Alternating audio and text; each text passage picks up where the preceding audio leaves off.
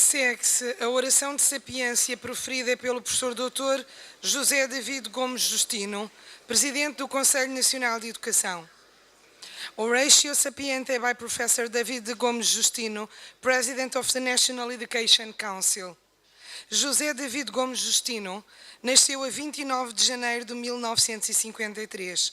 O IPB aproveita aqui para parabenizar o seu professor pelo aniversário que completa amanhã. É licenciado em Economia, pós-graduado em Economia e Sociologia Histórica e doutorado em Sociologia pela Universidade Nova de Lisboa. A dissertação de doutoramento intitulada Formação do Espaço Económico Nacional Portugal 1810-1914 recebeu o Prémio Carlos de Gulbenkian de Ciência e Tecnologia em 1987. Foi deputado da Assembleia da República entre 1999 e 2002 e Ministro da Educação entre 2002 e 2004. De 2005 a 2007, foi Presidente da Comissão Científica do Departamento de Sociologia. É atualmente, e desde 2006, assessor da Presidência da República. É desde 2013, Presidente do Conselho Nacional de Educação. Foi um dos fundadores e diretor do SES-Nova, Centro de Estudos de Sociologia da Universidade Nova de Lisboa. É ainda coordenador do projeto de investigação ESCSEL, Rede de Escolas de Excelência, do SES-Nova. No domínio da Sociologia Histórica, o foco da investigação identifica-se com o confronto das governações liberais do século XIX e democráticas do século XX, com uma sociedade que mantém características de dualismo social, tendencialmente iliberal. No domínio da Sociologia da Educação, os projetos em curso centram-se sobre os contextos sociais do abandono escolar e os sistemas de avaliação do desempenho escolar.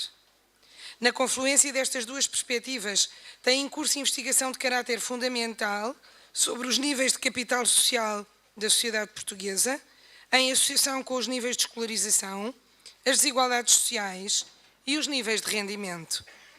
Possui numerosas publicações na sua área de especialidade. O professor Dr. José David Justino vai fazer a oração de sapiência no âmbito das comemorações do Dia do IPB, subordinada ao tema o ensino politécnico e o desenvolvimento científico. Professor David Justino, por favor.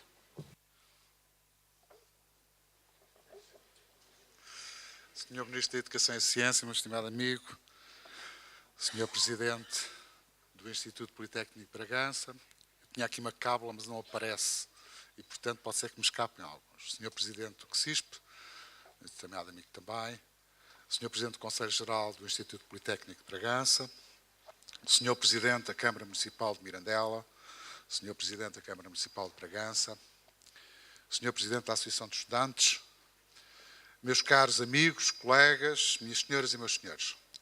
O Senhor Ministro há bocado perguntava-me se eu iria proferir a oração de sapiência em latim. E eu respondi-lhe que, atendendo à conjuntura, o iria fazer em grego.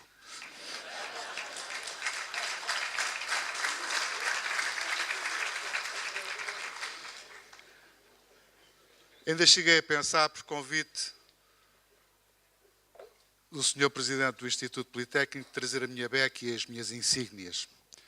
Mas entendi que aquilo que vos tinha para dizer não tinha sentido fazê-lo como professor, mas tinha muito mais sentido trazer o meu blazer de Presidente do Conselho Nacional de Educação e fazê-lo precisamente fora do contexto das nossas relações académicas e mais no contexto daquilo que é o desempenho, a avaliação e a reflexão em torno das políticas de desenvolvimento do ensino superior e da investigação científica, em particular o desenvolvimento do ensino superior politécnico e também do desenvolvimento científico associado ao ensino politécnico e aos institutos politécnicos. Quando me propus e me candidatei a Presidente do Conselho Nacional de Educação, como sabem, é um cargo de eleição de todos os deputados da Assembleia da República, e eu aqui quero obviamente também comatar a minha primeira falha, porque tenho um amigo aqui que é deputado da Assembleia da República, que me acompanha já há muitos anos e que não queria deixar de passar em claro, porque não fiz referência, que é o Dr. Adão e Silva, e ele, obviamente, acompanhou-me bastante quando, precisamente, na legislatura 99-2002, nós tentámos definir políticas muito antes de sabermos se íamos ou não para o governo, não era? Que é isso que se deve fazer na oposição. Mas é interessante precisamente porque há um conjunto de problemas, um conjunto de temas que praticamente se arrastam já, neste caso, desde a década de 90, e nesse sentido que eu tenho por hábito, enquanto não vejo os problemas resolvidos, não os largo. E, portanto, ainda que muitos dos que estão aqui presentes já me tenham ouvido falar sobre alguns dos aspectos que irei aqui abordar, de forma sucinta, porque o tempo também não é abundante, estava eu a dizer que, na Assembleia da República, quando fui eleito, um dos meus compromissos era precisamente o de lançar o processo de avaliação e reflexão da atual Lei de Bases do Sistema de Ensino. A Lei de Bases vai fazer no próximo ano, 2016, 30 anos. O mundo mudou muito, desde 1986. Como alguns diziam, no século XVI temos o mundo virado às avessas. E o problema é saber se aquela norma, se aquela base, se aquela lei responde ainda àquilo que nós precisamos ou não. Eu, com certeza, que a partir do Conselho Nacional de Educação não vou tomar a iniciativa de propor uma nova lei de base. Isso compete ao Governo ou aos senhores deputados na Assembleia da República. É deles a iniciativa legislativa. Mas irei tentar fazer uma coisa que é produzir conhecimento e reflexão suscetível de poder sustentar e consolidar opções políticas. E, tanto quanto possível, conhecimento e, de certa forma, reflexão que possa conduzir não necessariamente a um consenso entre forças políticas. Eu não sou adepto dos consensos, porque um consenso parte-se do princípio que alguém tem de abdicar da forma como pensa. Mas sou mais adepto dos compromissos, em que, sem abdicar das várias posições que existem sobre visões do mundo, sobre a forma como devemos organizar a educação, o sistema de ensino, etc., há uma parte comum em que é mais fácil unir as pessoas, unir os decisores, unir aqueles que, no fundo, têm alguma responsabilidade na decisão sobre o que é que há de ser o futuro da educação em Portugal. Precisamente por isso, desde que tomei posse, tenho vindo a tomar algumas decisões no sentido de criar condições de reunir boas vontades e, acima de tudo, reunir os atores em torno de alguns aspectos que são de preocupação comum, quer das universidades, quer dos politécnicos, quer do ensino privado, quer do ensino público, e, portanto, vamos fazendo encontros, vamos fazendo seminários, e já tive também a oportunidade de me disponibilizar precisamente para encontrar também pontes possíveis entre os vários atores. Aliás, fiz sempre a alusão de que, como Presidente do Conselho Nacional de Educação, gostaria de assumir a figura medieval do construtor de pontes. Aqueles que unem as margens quando o rio não os deixa que as margens se toquem. E é nesse sentido que vou aproveitar esta oportunidade para tentar levantar 3, 4 questões relativamente ao desenvolvimento do ensino superior de caráter politécnico, também universitário também, e depois o problema da produção científica. Portanto, este problema da avaliação da lei de base do sistema de ensino pressupõe que nós saibamos muito bem que lei de base é que temos. E, muitas vezes, nós, nestas polémicas e nestas discussões, esquecemos daquilo que está na própria lei. Porque já é uma coisa tão antiga, já está tão interiorizada, que muitas vezes esquecemos de fazer uma segunda ou uma terceira leitura, porque cada vez que a lemos, somos capazes de encontrar respostas diferentes. Porque o que lá está não é taxativo, depende das questões que nos orientem na leitura, E nessa perspectiva, julgo que, em alguns aspectos, e eu que sou um crítico da atual lei de bases, mas em alguns aspectos há normas, há princípios, há enunciados que são suficientemente flexíveis para permitir encontrar soluções sem que se necessite estar eternamente a mudar as leis. Eu tenho algum cuidado com isso. No que diz respeito, eu considero que muitas vezes a educação já há leis a mais. E reconheço também que quem tem que decidir politicamente, muitas vezes esse é o recurso mais fácil de obter. Correntemente aparece um problema qualquer na comunicação social e quando nos perguntam, nós, decisores políticos, então o que é que o senhor faz perante isto? Não podendo fazer nada, ou assumindo interiormente que não deveria fazer nada, não é? Sente-se na necessidade, nem que seja mudar uma linha de um artigo qualquer que permita, olha, isto agora já é melhor e responde ao problema. Ou seja, a pressão mediática, a pressão dos parceiros, dos opositores é tal que se nós não fazemos nada, mesmo convencidos que o que nós devemos fazer é não fazer nada, temos que fazer alguma coisa. O mais fácil de fazer é mudar a lei. E, portanto, é natural que esta profusão da produção legislativa possa depois atingir níveis, ao fim de não sei quantos anos de funcionamento do sistema, que são níveis insuportáveis e de alguma complexidade e confusão normativa. Portanto, aquilo que me propunha era precisamente, no meio deste mar imenso, mas partindo da lei de bases, saber o que é que se mantém atual e que não vale a pena mexer, ou aquilo que não corresponde à visão que nós temos e àquilo que nós queremos que seja a educação no futuro. Eu vou cotejar, e ponho aqui não para vos entreter na leitura, mas acima de tudo para focar o primeiro problema. E o primeiro problema é este problema da dupla via. O ensino universitário e o ensino politécnico. Como sabem, esta dupla via já foi furada em alguns aspectos. Há algumas universidades que têm integrado dentro da mesma organização os dois tipos de ensino. E o problema é saber, e isto é um desafio que eu faço aos nossos colegas que têm responsabilidades e a todos aqueles que fazem dia a dia o ensino politécnico, é saber se esta dualidade se justifica ou não justifica. Ou seja, é isto que queremos para o futuro? Tem sentido? Não tem sentido? É a primeira questão. E é óbvio, como Presidente do Conselho Nacional de Educação, a minha preocupação não é puxar de uma solução do bolso, mas é, acima de tudo, de poder mobilizar precisamente vontades, disponibilidade, conhecimento, experiência, da parte daqueles que estão envolvidos no processo, para produzir opinião, reflexão, conhecimento, que nos permita sustentar opções.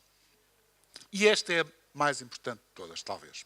Tem a ver precisamente com esta natureza. Ou seja, nós até podemos admitir uma solução que é, no fundo, manter a natureza de ensino politécnico e ensino universitário, ainda que sujeitos a uma mesma organização. Não, tal como existem já universidades que têm as duas vertentes, não me escandaliza absolutamente nada que precisamente as duas visões, as duas perspectivas, as duas naturezas do ensino superior possam conviver debaixo da mesma organização. Mas esta é uma opção em que nós temos que debater quais são as vantagens, quais são os inconvenientes. Ou se, como muitos defendem, que este dualismo não devia de existir. Que já não tem sentido existir. E então que, eventualmente, aquilo que se deveria discutir é como fazer convergir os dois sistemas para um único sistema. Nesse aspecto, eu penso que a formulação da lei de bases já permite várias soluções. Mesmo que não a modifiquemos, já permite várias soluções. E, portanto, não se pode dizer que eventuais associações, colaborações, funcionamento em rede ou integrações não sejam possíveis com aquilo que está estipulado e aberto e permitido na lei de bases.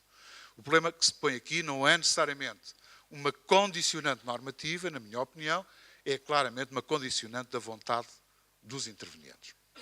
Ou seja, quer seja vontade mais política, ou mais politécnica, ou mais universitária, é um problema de vontade de saber o que é possível fazer em conjunto.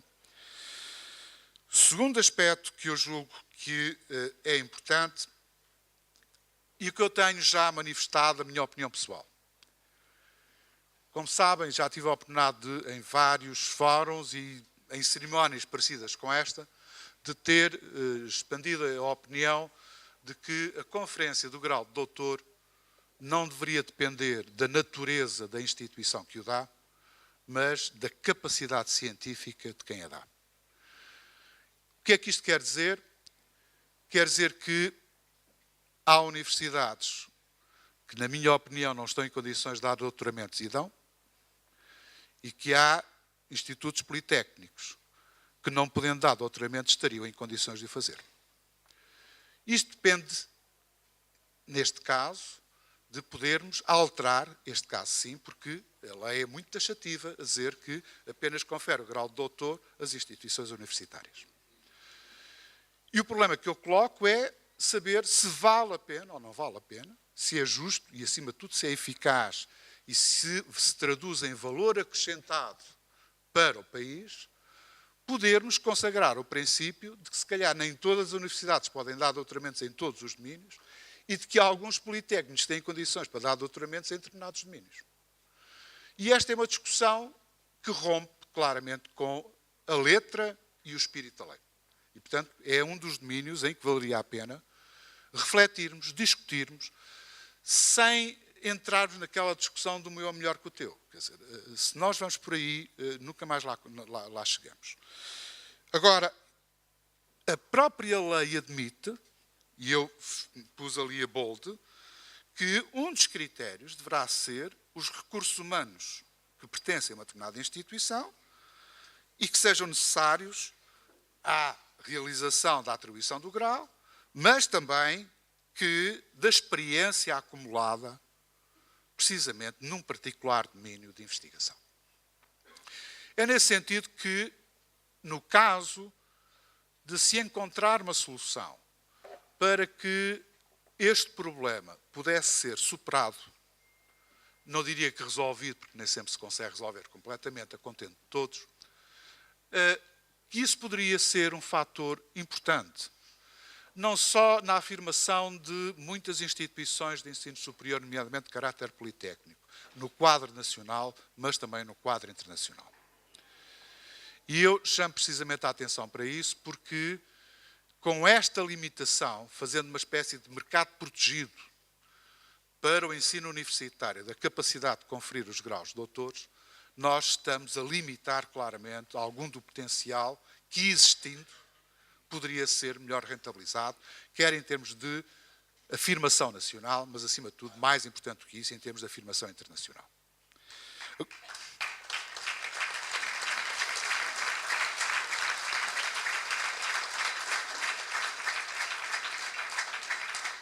Agora, nós estamos perante escassez, uma situação de escassez de recursos. Ou seja, quer recursos financeiros, quer naquilo que andamos eternamente a discutir a quantos alunos é que vamos ter no próximo ano. Em especial, essa é a espada de Damócles, não a de Siriza, mas é a de Damócles, que impende sobre muitos estabelecimentos que vivem precisamente dependentes dos alunos que têm. E eu devo confessar sinceramente que pensar assim é uma derrota a prazo. Na medida em que, se o ensino politécnico, e mesmo algumas universidades, estão exclusivamente dependentes da quantidade dos alunos que atraem, mais ou menos internacionais, não está aqui em causa, dificilmente se poderão afirmar no quadro internacional, podendo ter uma posição de relevo relativo no quadro nacional. Mas, quer dizer, num mercado que é um mercado cada vez mais internacionalizado, eu gosto de dizer que ele é transnacionalizado, a capacidade de competição faz pela capacidade de atração não só dos alunos, mas, acima de tudo, pela capacidade de atração de professores e de investigadores. Em especial, em domínios do conhecimento que sejam domínios competitivos. E é nessa perspectiva que quer universidades, quer estabelecimentos, institutos, escolas politécnicas, só terão futuro, no sentido de futuro qualitativo, não é só, podem ter as portas abertas, com certeza, mas nunca irão para além disso, se procederem àquilo que eu costumo designar que é uma especialização inteligente. É que cada um deve investir, deve concentrar o seu esforço nos domínios em que tem capacidade competitiva relativamente a outros eventuais concorrentes. E isso conduz a que uma grande parte dos estabelecimentos de ensino superior tenham que prescindir da sua oferta generalista para assumir uma oferta mais especializada e mais centrada sobre determinados domínios do conhecimento. E é isso, certo, que permitirá fazer o seguinte, que é complementaridade entre vários estabelecimentos. Muitas vezes, os estabelecimentos não querem cooperar uns com os outros, porque eles competem pelos mesmos recursos se forem alunos, porque têm os mesmos cursos e, portanto, fazendo todos o mesmo, obviamente, dificilmente será difícil chegar a uma cooperação. Se houver um processo de especialização coordenada, eu estou plenamente convencido que essa cooperação será mais fácil. E, portanto, pode não haver fusões, pode não haver outras formas de associação, mas pode haver uma coisa que é muito importante, que é a colaboração em rede. Partilha de recursos, mobilidade de conhecimento e, acima de tudo, de recursos humanos, entre várias instituições, de forma a qualificar e a rentabilizar os recursos escassos que são, mas que estão disponíveis. Nesse sentido, estar a separar o problema dos estabelecimentos, do problema dos graus e do problema da natureza do ensino, não tem qualquer sentido. Temos que analisar, precisamente, a estratégia para desenvolvimento do ensino e dos estabelecimentos de ensino superior, numa perspectiva integrada destas três visões. E é nesse sentido que eu falo e centro a minha atenção sobre o desenvolvimento científico. Porque quer queiramos, quer não, por muitos alunos que possamos formar, pelos serviços que prestamos à comunidade, pela articulação que temos com empresas, com autarquias, seja com o que for. O ensino superior existe pela qualidade científica que demonstra. E não deveria existir se essa qualidade científica não existisse. E, portanto, todo o esforço deveria ser feito precisamente numa estratégia de desenvolvimento científico, não só das universidades, de certa forma o tenha, mas, acima de tudo, com especial atenção nos estabelecimentos de ensino politécnico. E é também que eu julgo que a investigação científica deveria precisamente ser o principal desafio de uma reforma, ou pelo menos de um repensar do que é que deve ser o ensino superior. Falo obviamente, de investigação científica, mas falo também de criação cultural. Não esqueço isso. Ou seja, as universidades não são meras produtoras, difusoras de conhecimento científico. São também produtoras, difusoras e recriadoras, precisamente, de conhecimento cultural, de cultura em geral. E nessa perspectiva, julgo que não temos necessidade nenhuma de sacrificar vertentes em nome de um racionalismo levado ao extremo em torno da ideia de ciência. E nessa perspectiva, julgo que, se me permitem a crítica perante os colegas dos vários estabelecimentos, e em especial do ensino politécnico, acho que o ensino politécnico, na minha opinião, tem estado excessivamente obcecado com o problema da captação de alunos. E eu tive a oportunidade, para preparar esta minha intervenção, de ir consultar os sites de vários estabelecimentos do ensino superior politécnico e vi vários projetos, vários investigadores, vários protocolos de colaboração entre politécnicos e empresas e fiquei muito bem impressionado com o potencial que isto significa, mas depois fiquei um pouco mais desiludido quando fui ao site da Fundação para a Ciência e Tecnologia e vi que dos 292 centros registados na FCT, apenas 6 estão associados a estabelecimentos politécnicos. Eu sei que alguns centros estão associados com centros universitários, trabalham em cooperação, o que é muito bom. Sei que há centros que não estão virados necessariamente para a investigação científica fundamental, mas estão mais orientados para a investigação aplicada e para a prestação de serviços. Mas, portanto, conheço isso porque tive a oportunidade de analisar todas, mas julgo que este número não traduz adequadamente o desafio que se colocam aos estabelecimentos de ensino politécnico. E é nessa perspectiva que eu julgo que, se um dia queremos concretizar a ideia de que devem dar os graus de doutores aqueles que têm competência científica e que têm solidez em termos de recursos humanos, em termos de recursos materiais, para atribuírem um doutoramento, então temos que pensar rapidamente em mobilizar o que já há ao nível da produção científica nos institutos politécnicos, organizá-los, racionalizá-los e, acima de tudo, conferir-lhes capacidade de competição, quer nacional, quer internacional. Julgo que esse é o principal desafio. O Sr. Ministro da Educação e Ciência deu aqui um sinal muito interessante de podermos alargar um pouco a base de recrutamento relativamente, digamos, aos alunos que vêm para o Politécnico. Mas eu acho que chega a um determinado ponto em que há um limite.